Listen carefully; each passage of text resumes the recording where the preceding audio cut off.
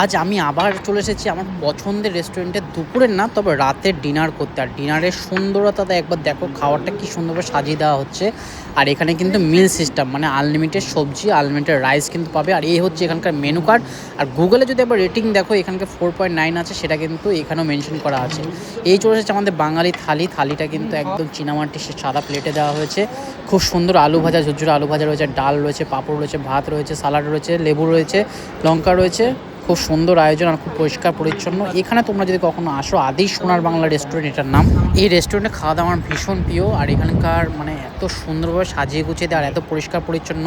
আর এখানকার খাবারের টেস্ট কিন্তু অতুলনীয়, মানে মাছের মধ্যে কিন্তু সমুদ্রের সে গন্ধটা পাওয়া যায় না। অনেক রেস্টুরেন্ট আমি খেয়েছি দীঘাতে, সেখানে কিন্তু যে সামুদ্রিক মাছ হয় সেই গন্ধটা একটা কিন্তু নোনতে একটা আলাদা রকম গন্ধ হয়, সেই গন্ধটা কিন্তু পাওয়া যায়। এখানে কিন্তু সেরকম ব্যাপার নেই। পমফ্রেট মাছ নিয়েছি আমি, একটা পমফ্রেট থালি নিয়েছি, আর ও নিয়েছে চিকেন থালি। এখানে কিন্তু এখন কাছে ভেন্ডি আলু দিয়ে দারুণ একটা তরকারি, এটা কিন্তু সর্ষে দিয়ে বানানো হয়েছে।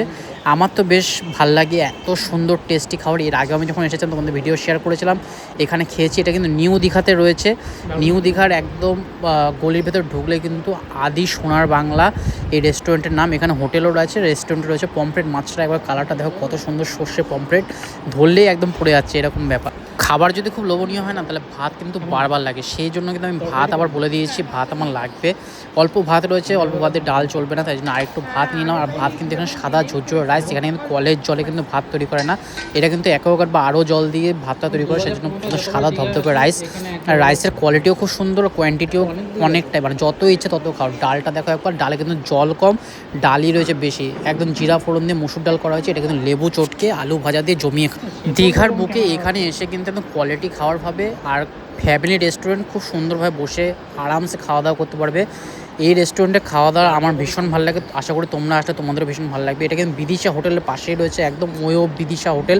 তোমরা যে গুগলে সার্চ করো, তার পাশেই কিন্তু এই আদি সোনার বাংলা রেস্টুরেন্ট রয়েছে। ডিমের অমলেট দিয়ে ডাল খেতে যে কী অপূর্ব লাগে, আর যদি ভাতের কোয়ালিটি এরকম হয়, আমার তো ভীষণ ভালো লাগে। তোমাদের কাদের কাদের ভালো লাগে সেটা কমেন্ট বক্সে জানিও। তোমাদের ডিম দিয়ে ডাল দিয়ে ভাত দিয়ে খেতে কার ভালো লাগে, নাকি আলু সিদ্ধ ডাল দিয়ে ভাত খেতে বেশি ভালো লাগে, সেটা তুমি কমেন্ট বক্সে জানিও। যাই হোক, আলু ভাজাটা দারুণ লেগেছে, সেজন্য আরেকবার আলু ভাজা কিন্তু অর্ডার করে দিয়েছে। ও রয়েছে কিন্তু চিকেন কষা রয়েছে ওর কাছে, আর আমি কিন্তু এখন পমফ্রেট মাছটা দিয়ে খেয়ে দেবো।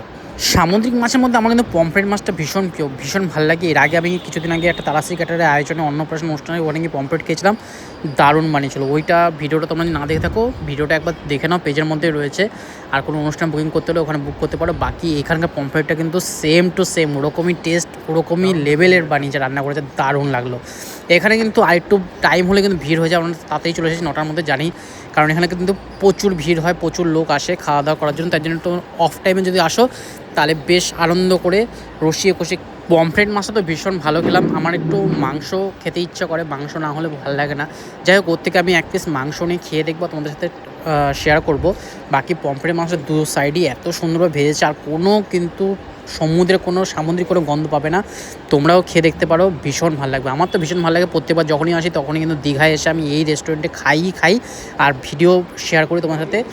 যাই হোক, আজকের থালিটা কিন্তু বেশ সুন্দর ছিল। পমফ্রেট থালি নিচে হচ্ছে 290 টাকা, আর চিকেন থালি হচ্ছে 190 টাকা।